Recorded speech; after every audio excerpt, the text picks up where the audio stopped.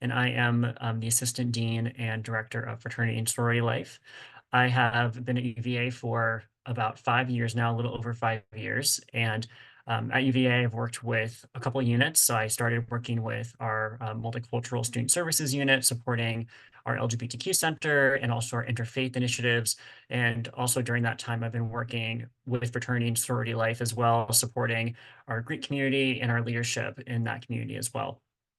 Before this, I was studying at Ohio State University and got my master's there, and also worked in sorority and fraternity life there as well. And I joined Sigma Phi Epsilon at the College of William and Mary during my undergrad years there. So I'm really excited today to talk to you about hopefully something you're considering getting involved with while at the university. Fraternities and sororities can be an incredibly impactful part of your university experience. So I'm really excited to talk about that today, and to also give you important information about recruitment, intake processes, and also kind of give you some facts about our community. So in our office, we have currently 3 staff members. We have myself, Kayla Kim, who is our Student Affairs Fellow, and also an Assistant Director who is going to be starting in just a couple of weeks. And really, the purpose of our office is to support our fraternity and sorority organizations. We work a lot with our leadership in those organizations, but also provide programming for the broader Greek community on different, safety topics, and also leadership development opportunities as well. I'm going to start off with just a bit of an overview of our fraternity and sorority community, talk about each of the 4 councils that our office advises. So as I'll talk about throughout the presentation, our community is really unique at UVA in that we really allow students to guide their own leadership of their councils and of their chapters. So at UVA, as you've often probably heard at your orientation, if you've been at orientation yet, which many of you have been, you probably have heard about student self-governance. And I will say that probably one of the biggest ways that student self-governance shows up at UVA is in our fraternity and sorority community. So I will talk through our community more broadly, and then I'll talk more about our specific councils that we support, including our Interfraternity Council, Intersorority Council, Multicultural Greek Council, and our National Panhellenic Council. I'll also, of course, as Haley said, have space for Q&A throughout the time, and I'll also be going through some frequently asked questions as well. So first, let me talk broadly about some of the benefits of joining a fraternity or sorority. So overall, very broadly, all of our fraternities and sororities are values-based organizations that focus on scholarship, leadership, service, and brotherhood or sisterhood. And ultimately, really the purpose of these organizations is to serve, to lead, to raise funds for philanthropic causes, and also to build lifelong friendships. And I know something that I really value about my fraternity experience is that I know that I can call up any of the guys that I was at William & Mary with in my fraternity, and I know that they'll be there for me.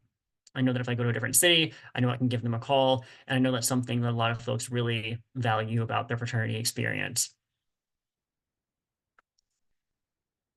A lot of our organizations also have both national and local philanthropic causes. So a lot of our organizations will not only work with their national philanthropies, but also will work with local Charlottesville organizations, whether that be food pantries, shelters in the area, or kind of have established partnerships with different charitable causes in the area.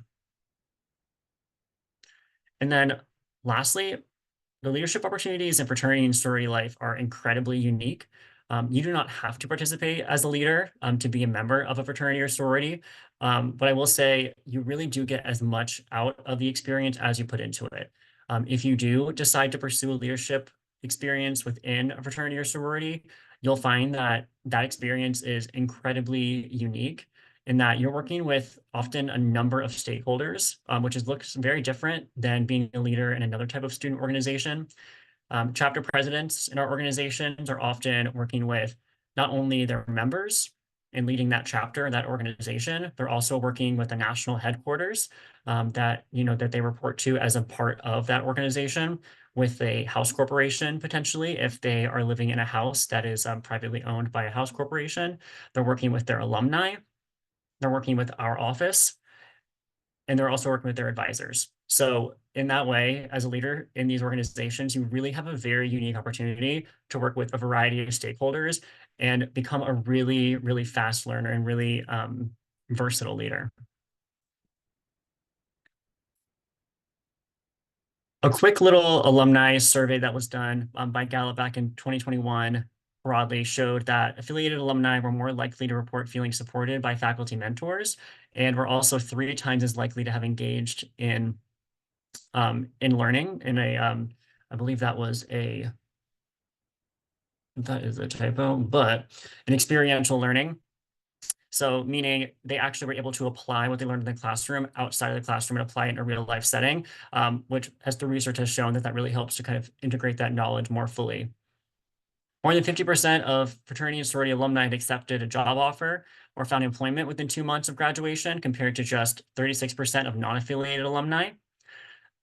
And also 24% of alumni strongly agree that they had a job or internship that allowed them to apply classroom setting learning, as opposed to just 8% of non-affiliated alumni. So obviously you're in college to get a job and to eventually like leave this place. Obviously, it's kind of weird to think about that right now as you're kind of entering the space, but keep in mind that often the connections that you make within a fraternity or sorority can be really helpful to finding employment and to also just getting you through college. I know a lot of the folks in my own fraternity and a lot of the groups here at UVA have academic support programs and have mentorship programs where you can be connected with brothers or sisters that have similar majors and can guide you through different classes and tutoring and things like that. Our office's mission is really, like I said, to support these organizations. A lot of these organizations have been around for a number of decades at UVA before our office even existed. Our office was actually not founded until 2001. So when I say that this community is really student self-governed, I really mean it, because really they were doing their own thing before our office was around until 2001, when the Board of Visitors created our office to support these organizations. And so we are supporting these organizations as they guide their their groups in scholarship, leadership, service, diversity, and honor.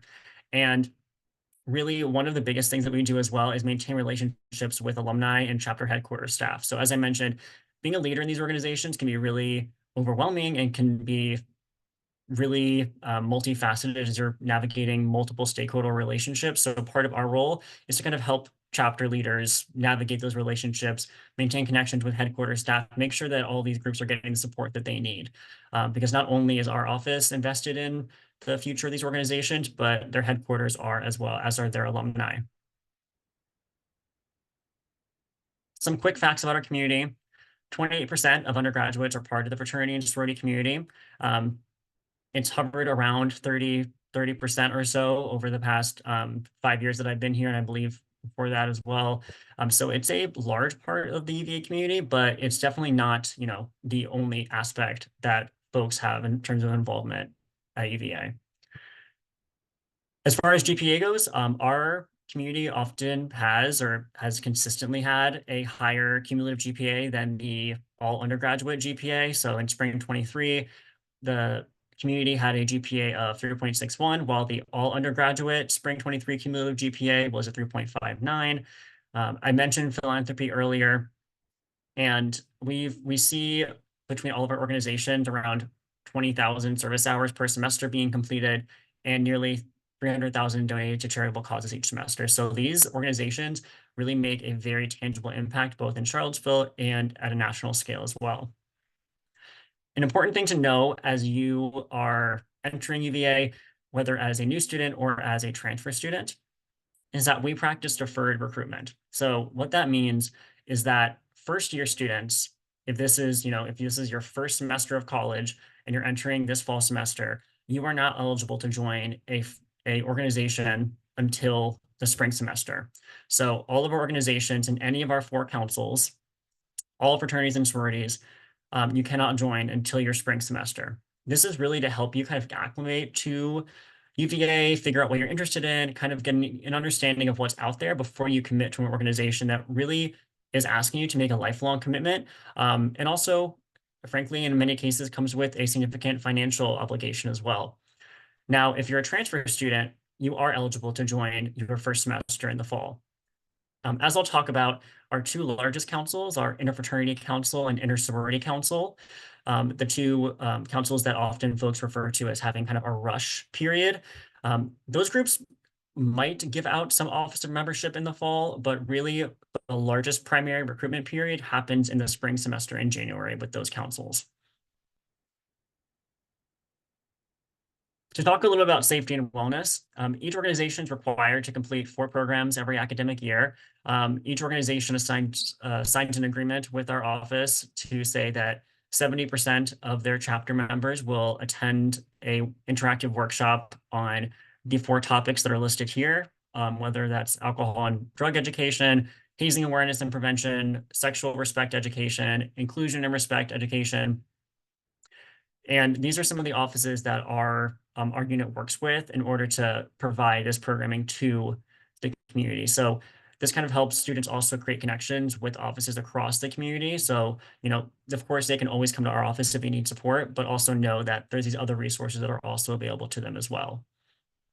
If folks are not familiar with the Gordy Center, the Gordy Center is a nationally known hazing prevention nonprofit that is housed at UVA, named after Gordy Bailey, who died by hazing many years ago. So this was founded in his honor and continues to do work around hazing prevention, and will continue to do that work into the future. And they do a lot of the hazing prevention programming at UVA because they have that area of expertise.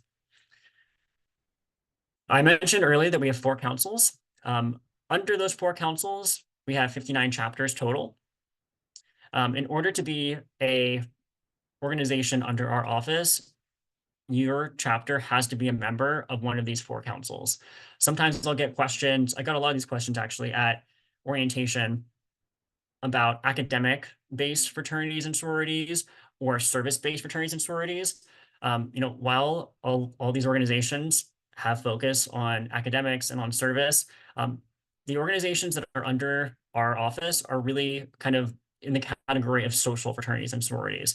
If you're also interested in academic-based fraternities and sororities or service-based fraternities and sororities like Alpha Phi Omega or APO, those are organizations that are housed under student engagement, and those are CIOs or contracted independent organizations rather than fraternal organizations.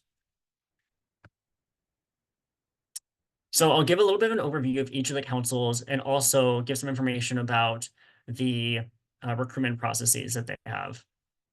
So the Interfraternity Council is the oldest of all the councils at UVA. It was established in 1934. There are 30 national affiliated fraternities, many of which affiliate with this kind of umbrella organization called the North American Interfraternity Conference. And they have a governing board of 9 executive committee members and 2 at-large members.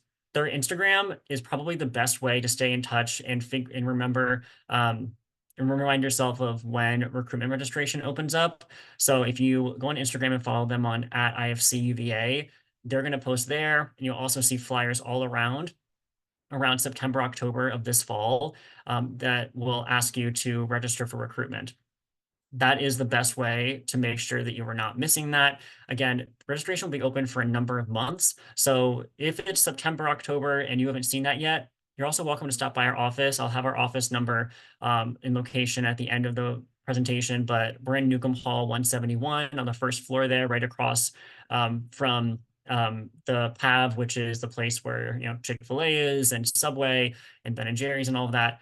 You're welcome to stop by anytime to ask us questions if you haven't seen anything about recruitment yet. So please stop by and just let us know if that's something that you haven't seen quite yet. The recruitment process for IFC is centralized and semi-structured. So it's about 2 weeks. And throughout that process, potential members register to participate and they attend events for organizations in which they have an interest to join. So at the beginning of the recruitment process, which begins on January 12th this year in 2025, which is the day before classes start, students will have an opportunity to go to all the houses that they would like to. There's 2 nights of what's called open house, and students can go to as many houses as they can. And after that time, the chapters will make a list of who they would like to invite to their first round events. And then the potential new members or the students who have attended all these houses can make a decision about which houses they would like to go back to for their first round. There's first round, and then, again, the chapters go back and create a list of members of students that they'd like to invite back. And then there's a third round, and that happens again.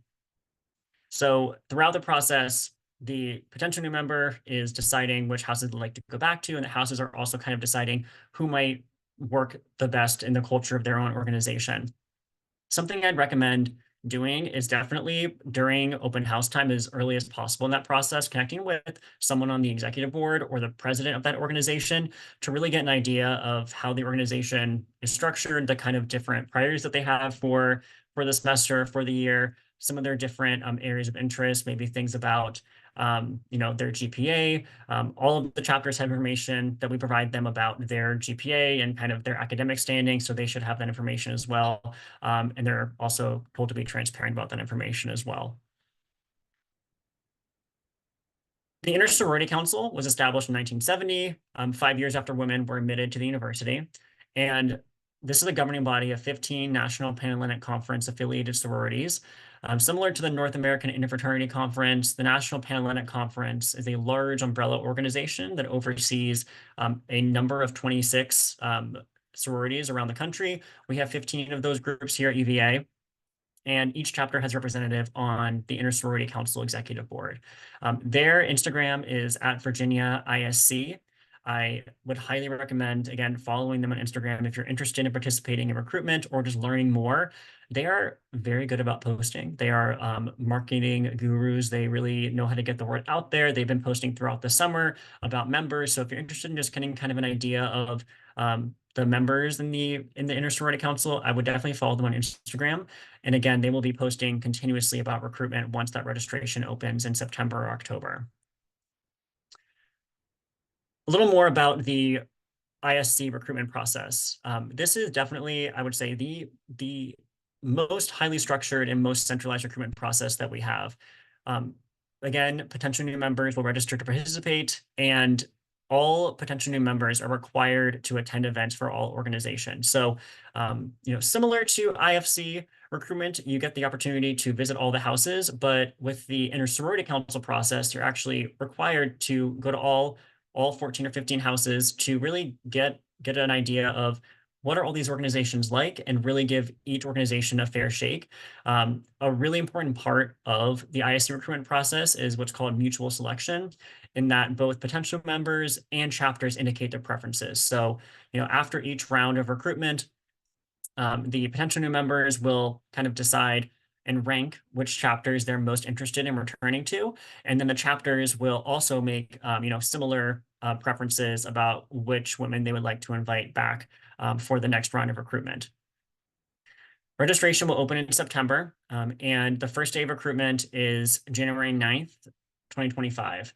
So you're able to move back starting on the 8th of January. You're able to move back early into your dorms. January 9th is the day of recruitment orientation. And then on the 10th is when the open house or kind of round robins will start, where you get to go visit all the houses. Recruitment this year is taking place over 2 weekends. So it's that first weekend before classes start. Classes will start on the 13th. And then that second weekend after classes start, with bid day ending on the Sunday after the first week of classes. So rather than having it be an entire week where everything's all packed into 1 week, the Inter-Sorority Council has opted and voted to have it be spread over 2 weekends, particularly because this year classes are starting kind of early comparatively on our calendar at UVA. Usually it doesn't start till after MLK Day. So this year, since class starting has moved up pretty quickly, starting a week before would be really challenging for a lot of the women. So this year it is 2 weekends, and it has been that way for the last few years since COVID, when they had recruitment virtually. Our National Panhellenic Council was established in 1991 as the Black Fraternal Council. There's a governing body of 7 on the National Panhellenic Council, and often you'll hear this referred to as the Divine Nine. We have 6 of the 9 international organizations.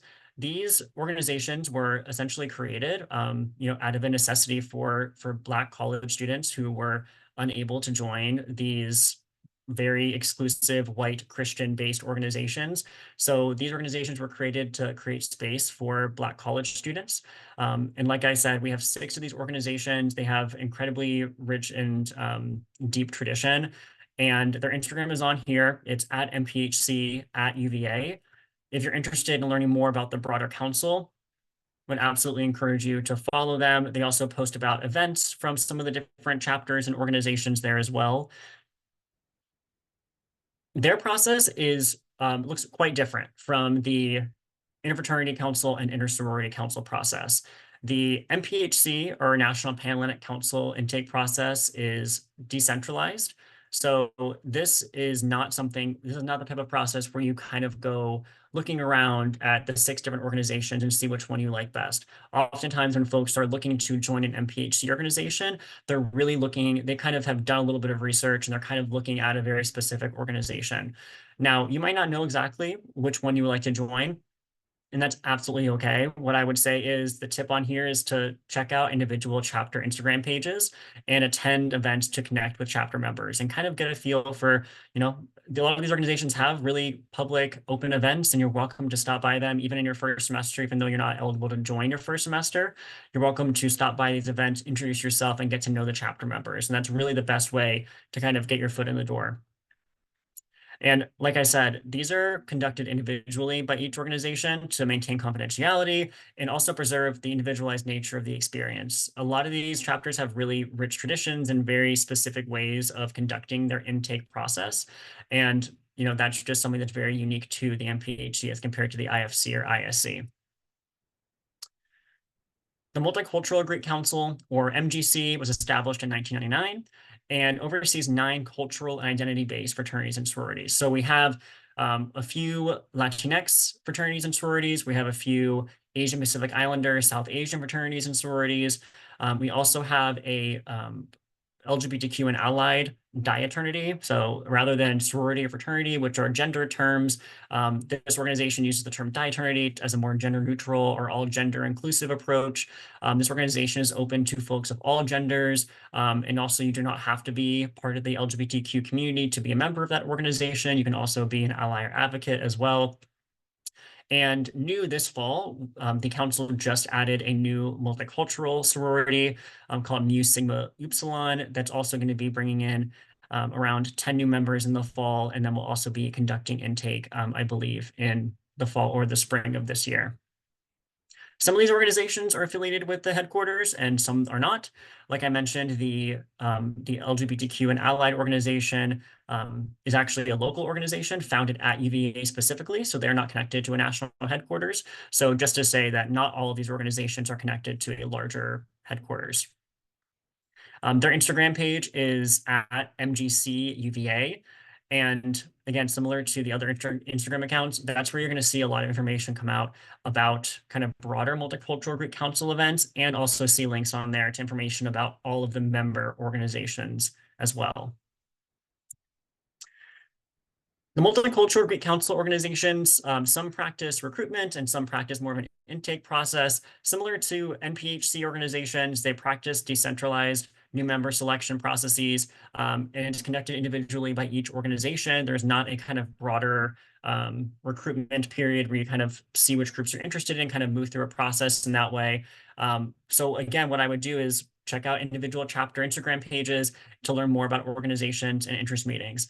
A lot of the MGC and MPHC organizations kind of function by gauging interest through interest meetings in the fall or spring semester, usually in either September in the fall or around the beginning or middle of February in the spring. So I would definitely either stop by our office in Newcomb Hall or follow them on Instagram to really get an idea of when they're having their interest meetings, because that's how they really gauge who is interested in joining their organization and kind of start that process.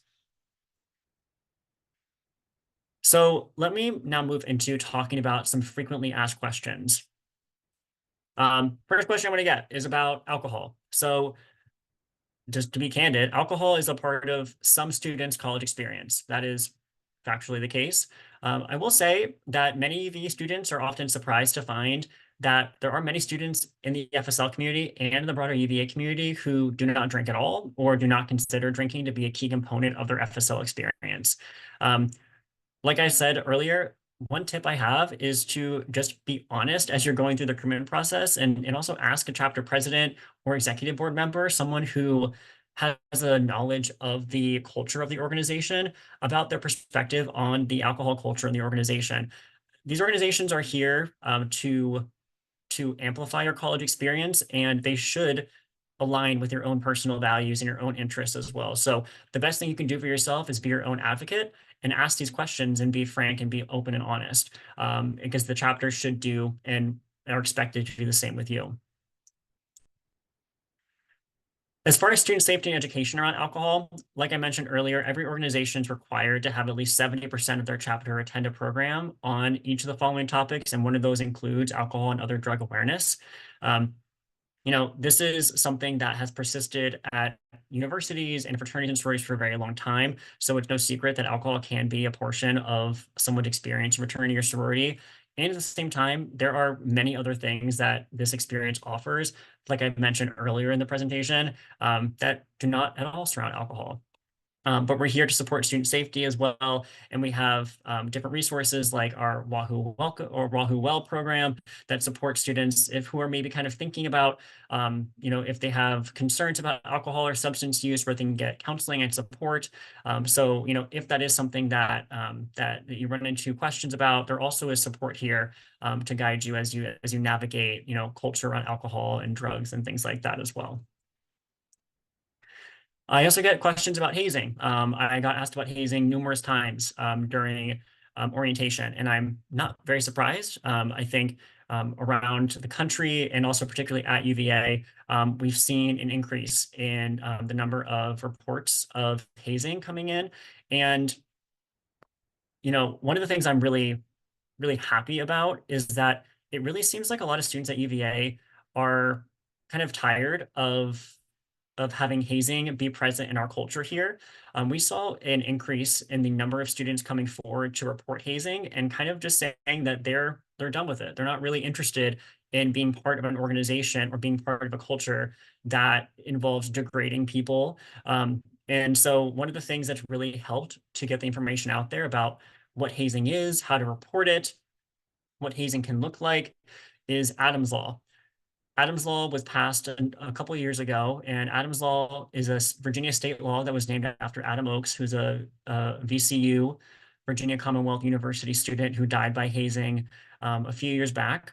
And the law requires that all students in the state of Virginia, all college students, all universities, have 100% participation in hazing prevention for all folks who are joining organizations that have a new member process. So what that looks like at UVA is that every student has had to participate in a hazing prevention workshop during new student orientation. And during that workshop, they get information about what hazing is, the broad spectrum that hazing can encompass. They also get information about how to report hazing, and also kind of more information about support after the fact. Like I mentioned earlier, 70% of chapter members also have to attend a hazing prevention workshop each year. So even in addition to that 100% participation during new student orientation, once you join an organization, 70% of chapter members in each organization also have to continually have continuing education on hazing prevention as well. As I mentioned earlier, UVA and also numerous other universities across the country have seen an increase in hazing reports and hazing findings. So we publish, as requirement of Adams Law as well, each semester a hazing misconduct report.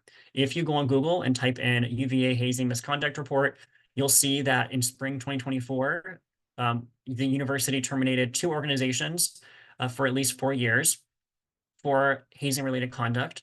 That was Pi Kappa Alpha fraternity as well as Theta Chi fraternity. And then we also sanctioned 2 organizations by referring them to the University Judiciary Committee. So these organizations have not yet been adjudicated, but you'll see on a hazing misconduct report some of the findings that were discovered during the investigation. And you'll see in there that they were referred to the University Judiciary Committee, which is the student-run kind of conduct process that we have here at UVA. So like I said, I was asked about hazing numerous times during orientation, and I've talked with a number of parents about it, a number of students about it.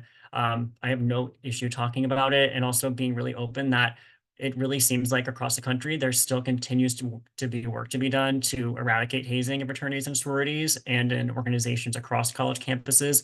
And as we look to the fall, We are actually going to be having Adam Oakes's family, his parents, and his cousin, who has done her dissertation research on hazing, come to speak to the fraternity and sorority community, as well as the broader UVA community as well. So the prevention work is still ongoing there.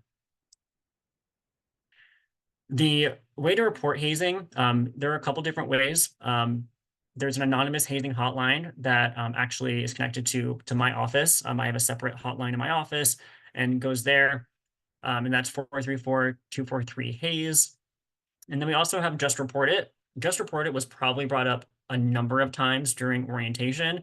And if you just search UVA Just Report It, or Virginia Just Report It, it's one of the first things that pops up on Google. That is not anonymous at this point, though I think in the future they're actually looking to add an anonymous option on there. But if you are looking to have a truly anonymous reporting mechanism, you can call the hazing hotline at that number there.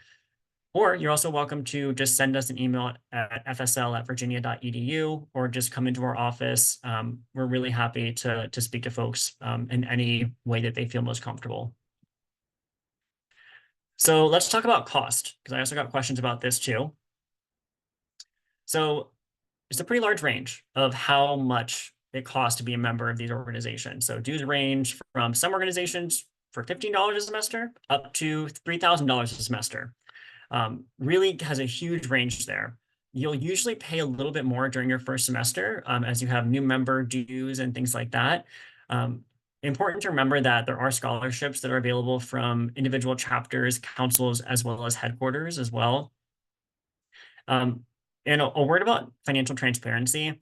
Similar to how you should be able to go up to a chapter president or an executive board member and ask about the culture around alcohol or hazing and things like that, you should also feel very empowered and comfortable asking about finances. This is supposed to be a lifelong commitment. That is one of the aspects of fraternity and sorority that perhaps makes it more unique than other student involvements at UVA.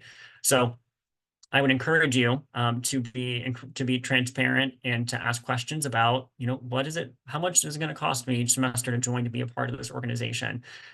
In some of the processes, this is built in to the recruitment period. So during the inter-sorority council recruitment process, every chapter is required to take 5 or so minutes during the second round of recruitment to talk about their dues breakdown and provide that. If you register for inter-sorority council recruitment, you'll also get a potential new member handbook that'll give you an overview of dues for each organization as well. So I will say with the inter-sorority council, it is built into that process. And with the interfraternity council, with the multicultural Greek council, and with the National Panhellenic Council, this is something that you can ask at any point in the process because you want this to be something you can commit to for the time that you're at UVA, and then also hopefully after your time at UVA as well. So all these organizations have this information. They know how much that they are going to be charging. So please feel empowered to ask these questions. As far as just kind of simple advice for a new student that I have, as someone who's been at UVA for 5 years, has worked with many of these organizations during their recruitment or intake processes, I think the biggest piece of advice that I would give is to really consider all your options. That means not only across chapters, but also across councils. A lot of times when folks think about fraternity and sorority life, they are often thinking about the interfraternity council and the inter-sorority council, and aren't so much thinking about our multicultural or historically Black organizations. And what I want to encourage you to do is to really think about the breadth of our community at UVA. There's a lot to find here. There's something for everybody. So please stay open-minded and consider all your options. You're going to hear stereotypes in the fall or throughout the process. And just so you know, like, these are not the whole story of these organizations. You're going to hear things like, this chapter is only interested in partying. This chapter is only interested in academics. Or this chapter is the blank one. This chapter only does this. This is going to be what you're going to hear. And frankly, that's because it's often very easy to distill these really complex groups down to a very simple statement, when in reality, they're not accurate and they're not the whole story. So I really want to encourage you, because these are lifetime commitments, that you really enter these processes being true to who you are and to really think about what you want to get out of your experience and find which group really gonna give you that at UVA and beyond. So I will stop there and open it up to any questions that folks have. We have our Instagram on here as well as the other Instagrams that I mentioned earlier. This is our Fraternity and Sorority Life Instagram. We'll of course post about recruitment and intake processes as those occur as well on that website site. We also have our website fsl.virginia.edu, which has all of our different chapters listed. Also more information about our organizations. And like I mentioned earlier, our office is in Newcomb Hall in room 171 on the first floor, right across from the PAV. And then our email address, which goes to myself as well as the others in our staff, is fsl@virginia.edu. So I will stop there. And Haley, you let me know if we have any questions. Awesome. Thank you so much, Alex. We Or will give it just a second to see if anybody has any questions. You all should be able to put questions that you have into the Q&A function. So please feel free to do so if you have any questions.